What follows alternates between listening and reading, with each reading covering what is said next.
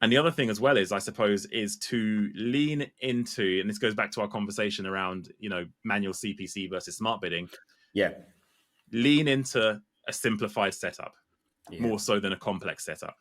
So years ago, I used to run something called single keyword ad groups, where literally every single keyword in my account would be exact match, and every keyword would have its own ad group, and every ad group would have its own ad. So there's a full chain of relevancy from the exact keyword all the way to the ad and all the way to the search results page.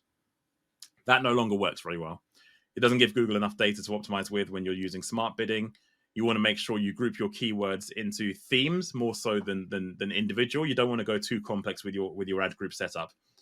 You can be highly relevant now without having to segment to that degree.